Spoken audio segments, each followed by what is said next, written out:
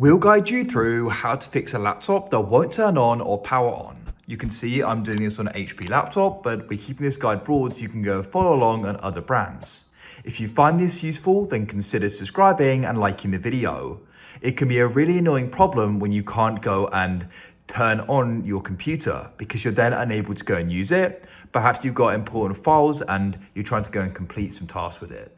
We're going to guide you through how you can go about fixing it, and you aren't going to be losing data with the fixes in this guide.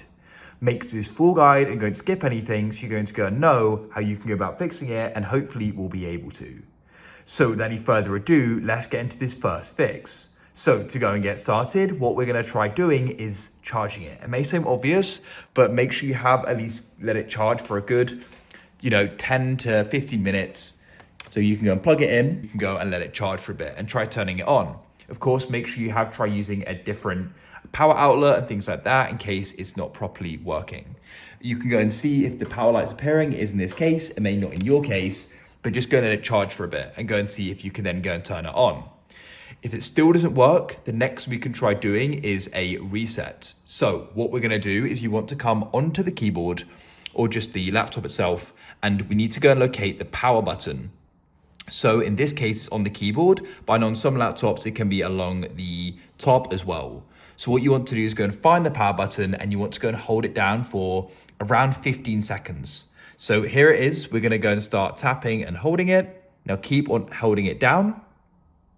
And we're gonna do this for 15 seconds. So make sure you keep count. And we're gonna go and release when it's gone and passed. So that should be it now. You can then go and release and then tap and hold it and try turning it on. And hopefully now it'll go and turn on. Go and be patient. It may take a moment or two because we've just gone and completed it. Shortly, we should go and see the boot screen though. And if this still doesn't work, don't worry. We're gonna guide you through another fix you can try in a moment. But hopefully it does. Keep waiting. You can go and see I've had this pop up here. If you get something like this as well, just go and press enter. And now it's gonna go and turn back on. It had to do a restart there. You can see it's now loading, and Windows should go and load in very shortly. It shouldn't go and take much longer. And we're gonna go and hear that sound. And here we are in Windows. So hopefully that goes and solves it. If it still hasn't though, we can go and get into the next fix. Next, you want to go and close the lid like so. Now, what you're going to do is you want to go and look at the back of the laptop. You can go and see if the battery is removable. So in this case, it's not. In some cases, it can go and pop off at the back. If you can go and remove it, what you want to do is go and remove it. If you can't, don't worry, I can't in this case as well. After you've gone and removed it, you want to also make sure it's not currently plugged in as well. And then this time we're gonna go and locate the power button again. So wherever you found it before for the other method we tried, and this time we're gonna go and hold it down for 30 seconds. So as I said, make sure the battery's out if it can be, and then we're gonna go and tap and hold this down for 30 seconds. So go and be patient while this goes and completes. Just a bit of context here, this is essentially a bit of a deeper reset than the first one we did. So keep waiting, about 30 seconds is almost up, and then we'll go and release. If you went and took the battery out, then what you want to do is go and flip it over again, and you want to go and put it back in.